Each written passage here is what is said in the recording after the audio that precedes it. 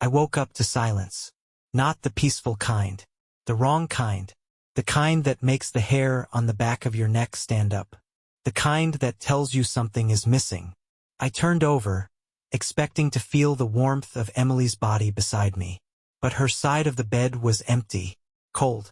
A slow, uneasy feeling crept into my chest. Emily was never up before me. She loved sleeping in, especially on Sundays. I sat up, scanning the dim room. Everything looked normal. Her slippers were still neatly beside the bed. Her robe hung over the chair. But she was gone. I rubbed the sleep from my eyes and checked my phone. No messages. No missed calls. Frowning, I swung my legs over the bed and got up. Maybe she was in the bathroom. I knocked. Emily? No answer. I pushed the door open. Empty. A strange, uneasy weight settled in my gut. I walked downstairs. The house was quiet. Too quiet. The kitchen was untouched. No coffee brewing. No dishes in the sink. The front door was locked. Her car keys were still hanging on the hook. So where the hell was she? I tried calling her. Straight to voicemail. That's when the fear really set in. Emily never turned her phone off. Never. Something was wrong. And I was about to find out how wrong. Panic started creeping in, slow and suffocating. I grabbed my phone, fingers clammy as I tried calling Emily again. Straight to voicemail. I exhaled sharply, running a hand through my hair. Think, Noah. I checked the house again, this time more carefully. Nothing was missing. Not her purse, not her wallet, not even the water bottle she always took when she went out. It was like she had vanished into thin air. But that wasn't possible. Something had happened. And I needed to find out what. The first clue. I pulled out my phone and opened the tracking app we installed years ago. Mostly for safety when Emily went jogging alone. I tapped her name. The screen loaded. Then a pin dropped onto the map. My stomach tightened. Her location had updated 3 hours ago. But that wasn't what made my blood run cold. It was the fact that her phone was still turned off. How the hell was it updating its location if it was off? I stared at the glowing blue dot. It wasn't far, 10 miles from here, in an unfamiliar neighborhood. I felt a prickle of hesitation. I should call the police. But something in my gut stopped me. Because deep down I already knew. I wasn't just looking for my wife. I was chasing a truth I wasn't ready to face. I grabbed my keys and headed out the door. The drive. The road stretched ahead, dark and empty. The closer I got to the location, the more my stomach twisted. Emily's phone shouldn't be there. She never went to this part of town. At least that's what I thought. When I finally pulled up to the location, my breath caught. A motel. Run down. Cheap. A place people went when they didn't want to be found. A place where affairs happened. My pulse roared in my ears.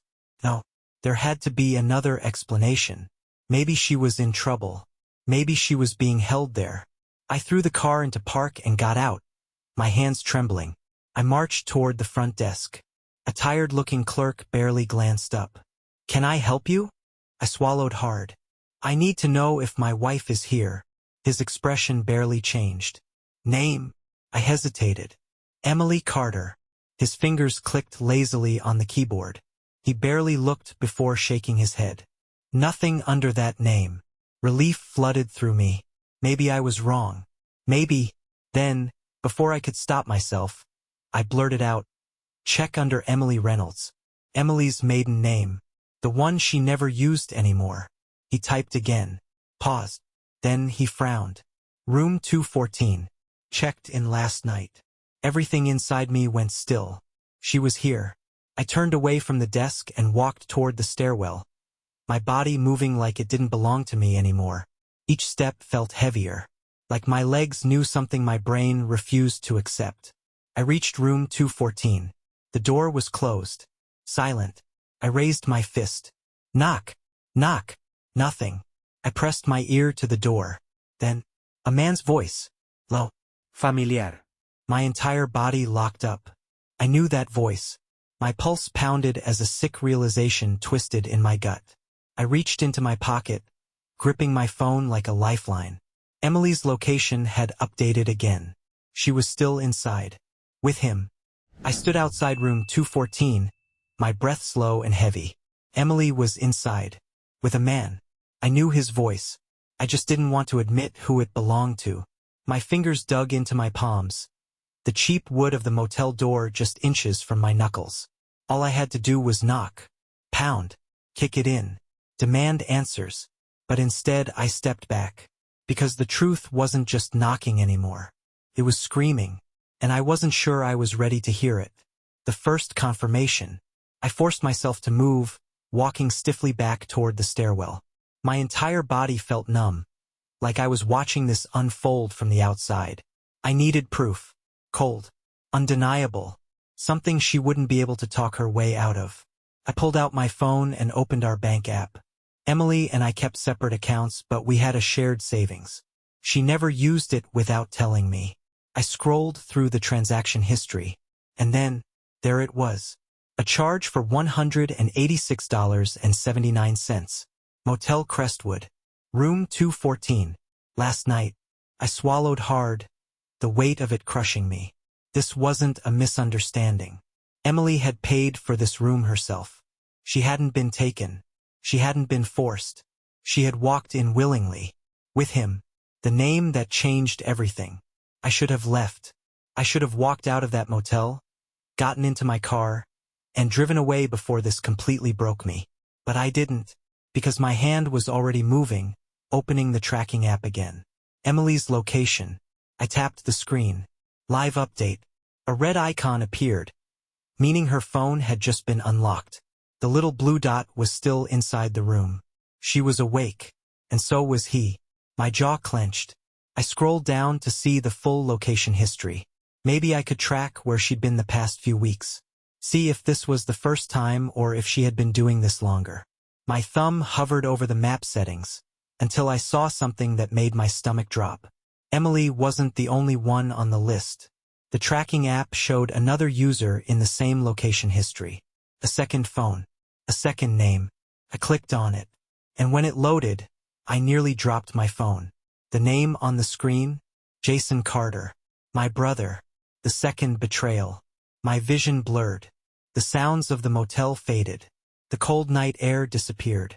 Because suddenly I wasn't just standing outside room 214. I was standing at the edge of my own life, staring down at the wreckage.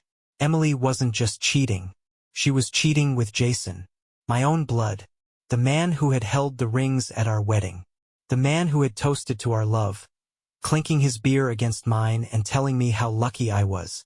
He had been sleeping with my wife. And based on the location history, this had been going on for months. My hand clenched around my phone, the rage rising fast and suffocating. I should have kicked the door down. I should have dragged him out by his throat. But instead, I did something worse. I stepped away, because I wasn't just going to confront them. I was going to destroy them. I didn't know how long I stood there. The motel sign flickered above me, buzzing like an insect caught in a trap. The wind cut through my jacket, but I couldn't feel it. I couldn't feel anything. Emily, Jason, my wife and my brother. How long? How many times? Had they laughed behind my back? Every moment we had shared, every family dinner, every holiday, was it all a lie? I gritted my teeth, forcing myself to breathe. I wasn't going to break down.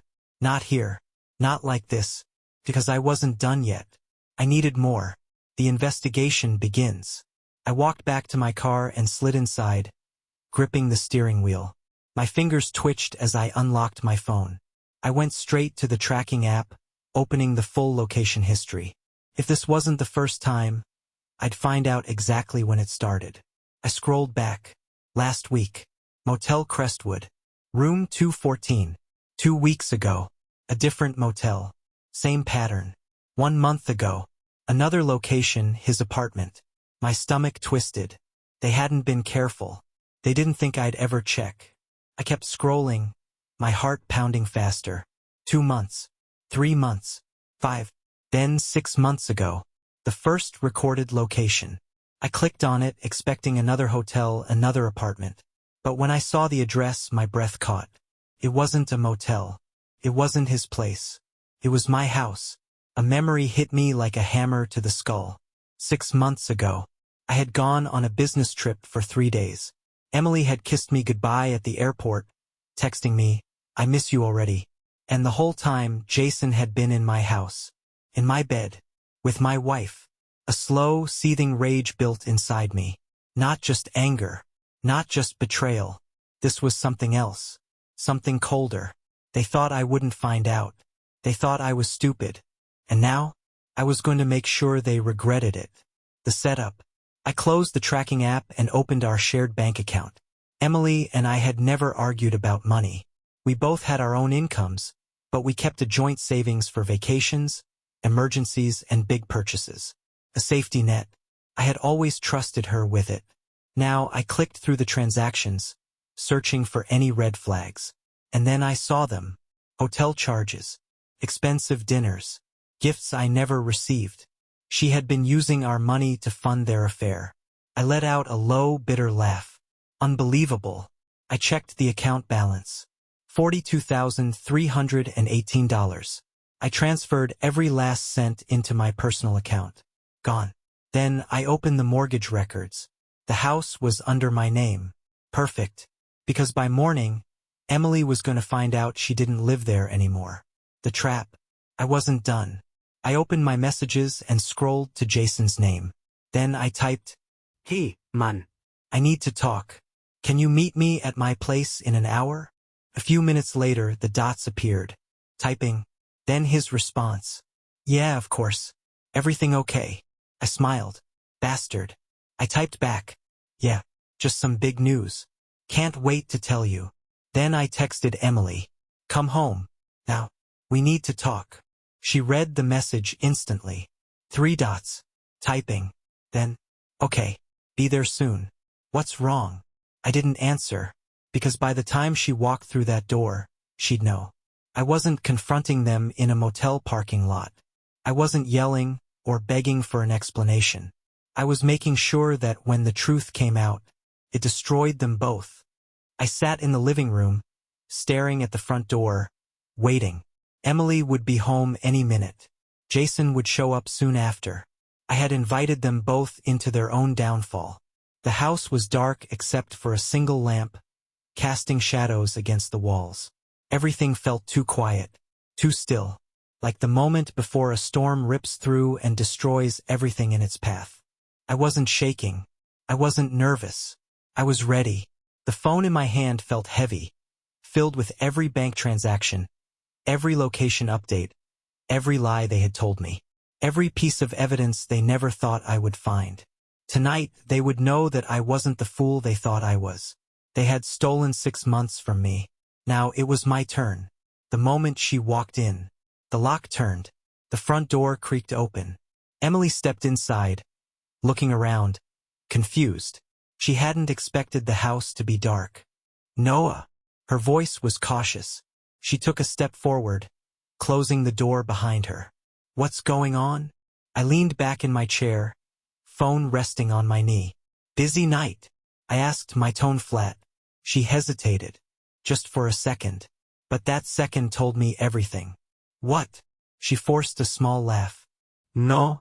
I raised my phone. The screen glowed in the darkness, the tracking app still open. Her face fell. I tilted my head. "You left your phone on, Emily." A sharp breath. "Noah, I held up my hand. "Don't." She froze. Then, slowly, she stepped further inside, closing the space between us. Her eyes darted toward the kitchen, the hallway, anywhere but at me. She was looking for an exit. Good. She should be scared. "Noah, whatever you think." I tapped the phone screen. A map popped up. A red pin. Room 214. Her entire body stiffened. I let the silence stretch. Let her feel it. Then I said it. The name I knew she was terrified to hear. "Jason." She went pale. I watched her throat tighten as she swallowed. "Noah." I stood up, slowly, deliberately. "I know everything." Her eyes filled with panic. "It's not what you think." I laughed. A real, hollow laugh. I swiped through my phone. Bank statements.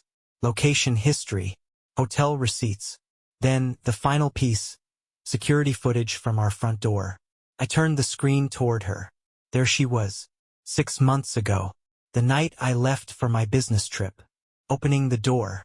Letting Jason inside. He kissed her the second he stepped over the threshold.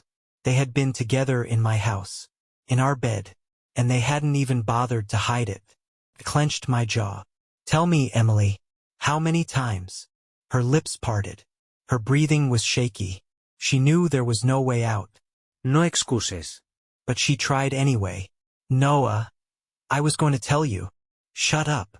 My voice was calm. Too calm. She flinched. I exhaled slowly. You didn't even have the decency to go somewhere else. You brought him here. You spent our money on him. You let him walk through that door like he belonged. Emily's face crumbled. It was a mistake. A mistake. I took a slow step forward. A mistake is once. You don't make the same mistake for 6 months, Emily. Tears welled in her eyes. Then the doorbell rang. Right on time. Face to face with the traitor. Emily's breath hitched. She knew exactly who was at the door. I smiled. That's for you.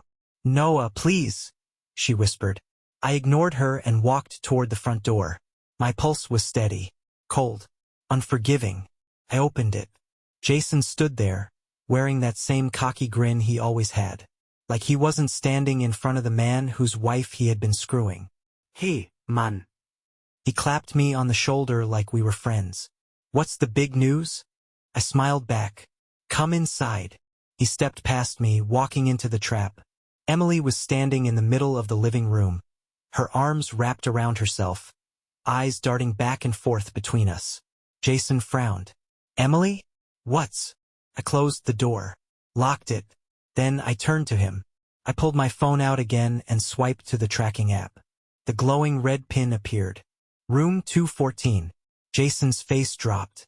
I tilted my head. You left your phone on too, brother. His mouth opened, but no words came out. For the first time, he looked afraid. I let the silence stretch. Let them both feel it. Then I spoke. You thought I wouldn't find out? Jason swallowed hard. Noah, listen. I ignored him. I tossed the manila envelope onto the table between them. Emily's hands shook as she reached for it. Her face twisted when she saw what was inside. Divorce papers. Already signed. Jason's jaw clenched. Man, you don't have to. I cut him off with a laugh. Oh, Jason. I stepped closer, dropping my voice. You think I'd stop at that? I pulled out my phone one last time. Then I sent the email. Emily's eyes darted toward her laptop. A few seconds later, a notification appeared. She clicked it, and then, her entire world collapsed. I had sent everything. To her job, to our friends, to our family, the bank statements, the motel receipts, the front door footage, her boss, her parents. Everyone now knew exactly what kind of person she was. Emily gasped, slapping a hand over her mouth. Noah! I turned to Jason. Oh, and you! I smirked. Maya's about to see that same email. Jason's face drained of color. His wife, his 2 kids. They were going to know everything. I stepped back, grabbing my jacket. I'd tell you both to have a nice life, I said, heading for the door. But you don't have one anymore. Then I walked out, and I never looked back. I expected a fight. Expected Jason to come after me. Expected Emily to call, scream, beg for another chance. But they didn't, because there was nothing left to fight for. I had already taken everything from them. I sat in my car, watching the notifications slow down, waiting for my phone to ring, waiting for Jason to show up like a coward in the night, fists clenched, pretending to be a man. But it never happened. Instead, a text. Emily, 1:18 nachts. I'm sorry. That was it. No excuses. No explanations. Just 2 meaningless words that didn't erase 6 months of lies. I didn't respond. I never would. Because sorry didn't change the fact that when she had the chance to choose me, she didn't. And now she had to live with it. Jason's last move. An hour passed. Then 2. And just when I thought it was over, Jason finally broke. My phone vibrated. Jason? 3:04 a.m. You ruined my life. I let out a slow, humorless chuckle. I didn't ruin his life. He did. I stared at the message for a long time, wondering if I should respond. If I should say something that would cut him deep the way he had cut me. But then I realized I didn't have to. His life was already collapsing. His wife had left him. His kids wouldn't look at him the same. The family who once saw us as brothers would now see him as nothing more than a traitor. And that was better than any response I could ever give him. So I deleted the message, blocked his number, and just like that, Jason Carter ceased to exist. At least in my world. Emily's last mistake. By morning, Emily had lost everything. She had no job, no husband, nowhere to go. She tried calling. Once, twice. Then she left a voicemail. Emily, 9:17 morgens. Noah, I know I don't deserve your forgiveness. I know I don't deserve anything from you. But please, just tell me one thing. Did you ever love me? I stared at my phone, feeling nothing. Then I hit delete. She didn't deserve to know the answer. And the truth? I didn't love her anymore. By the time the sun rose, I was already driving. Nowhere in particular, just away. Away from the house that no longer felt like home. Away from the people I once trusted. Away from the wreckage they had left behind. Emily had called 3 more times. I never answered. Jason had tried texting again, but he was still blocked. He didn't exist anymore. For the first time in 6 months, I was free. And now, it was time to decide what to do with that freedom. Burning the past. I pulled into an empty parking lot, staring at the stack of papers in my passenger seat. The divorce papers were signed, ready to be filed. All that was left was the house. The house that Emily had betrayed me in. The house Jason had walked into like he belonged there. The house that was no longer a home, just a monument to their lies. I picked up my phone, scrolled to my real estate agent's number, and hit call. "Hey, Noah," she answered groggily. "Everything okay? I want to sell the house," I said. No hesitation. No second thoughts. She paused. "Are you sure? I thought you and Emily." "I'm sure." I could hear the shift in her voice. She knew. "Okay," she said. "I'll start the paperwork." I hung up, exhaling slowly. That was it. By the end of the month, the house would be gone. And with it, every last piece of them. A message left unsent. I sat in the car for a long time, staring at my phone. One last thing left to do. Maya, Jason's wife. I had ignored her messages last night. But now, as I scrolled through them again, I hesitated. She had been betrayed too. She deserved closure. I started typing. "Maya, I'm sorry for how you found out. You didn't deserve this. Neither did I. But maybe now we can both move forward. Take care of yourself." I hovered over the send button. Then I deleted it. Because I didn't owe anyone anything. Not anymore. Moving on. I drove until the roads turned unfamiliar. Until the weight on my chest felt a little lighter. For the first time in a long time, I wasn't looking over my shoulder. I wasn't searching for answers. I wasn't chasing ghosts. Because the past was dead. And now I was finally alive. Drop a broken heart if this story shocked you, or a fire if you need a part 2. Drop a broken heart if this story shocked you, or a fire if you need a part 2.